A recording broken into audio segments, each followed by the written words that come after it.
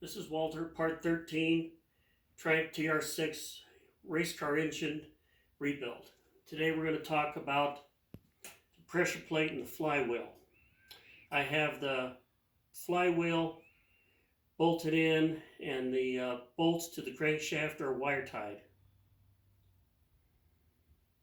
And here's my flywheel. My clutch disc goes here. And then my racing pressure plate, this is from Spec. I've also been using them from California Custom Clutches, can do a good job.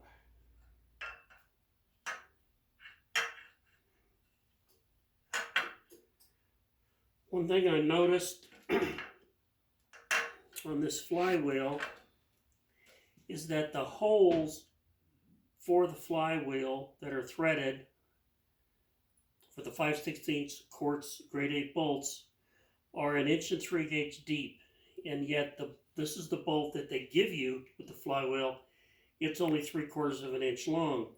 So by the time you allow, I think it's 1 inch actually, by the time you allow for the split lock washer, the pressure plate, you're really only going down about 1/2 inch, maybe a little more. So I'm not going to use those. I'm going to use these 1 1/4 inch ones. I've measured, and there's plenty of clearance, so I won't be bottoming it out, but I'll be using more threads. I'll go ahead and put just a dab of blue Loctite.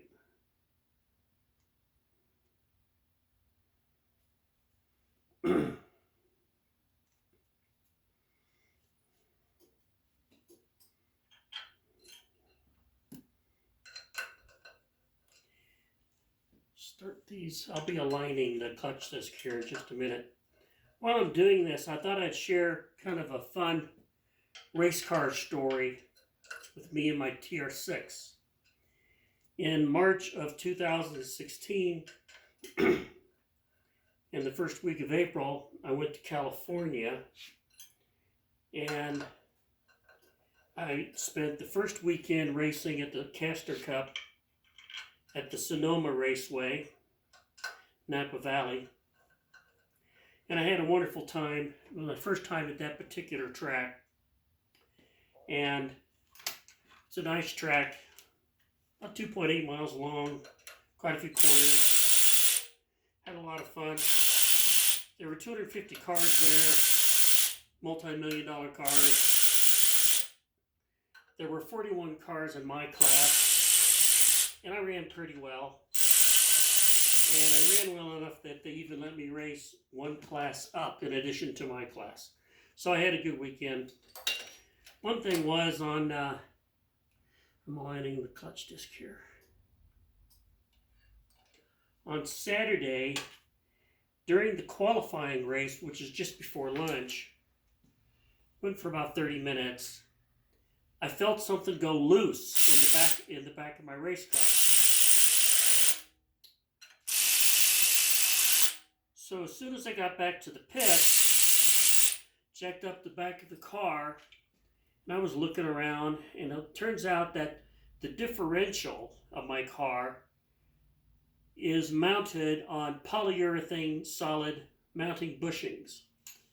Well, for some reason, all those bushings were gone. They didn't exist anymore. They'd cracked, maybe they were a little old, and they'd broken apart and they were out on the racetrack someplace. So my differential is just floating around on the mounting bolt. Well, being who I am, I had a spare set of poly bushings with me. And my friend Dave Hoagie, he drives a TR3. He and I got the car up in the air. We loosened the rear exhaust, didn't have to remove it, and the rear sway bar.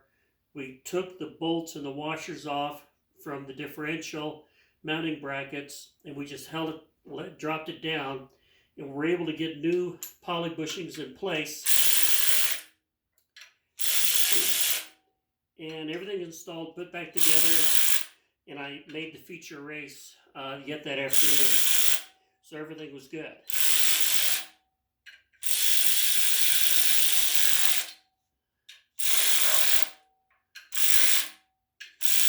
So I had a good weekend. Everything was fine on Sunday, no drama. Now the next weekend was a race with CSRG in Laguna Seca down in Monterey. So I traveled down there and I showed up on Friday to confirm my registration, technical inspection, all these things. Let's talk about this flywheel for a minute. You have to be careful not to over torque these bolts. They go to 20 pounds.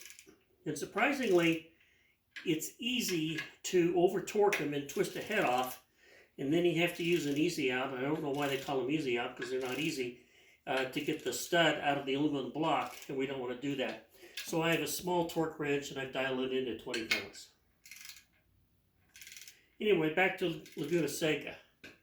This is my first time at Laguna Seca. It's a world-class track, Corkscrew and all that. So I'm there on Friday, and I'm registering my car. And I said, well, what about practice laps? And they were kind of snooty at registration. I said, well, this is Laguna Seca. We come here to race. You know, it's like, who are you? So anyway,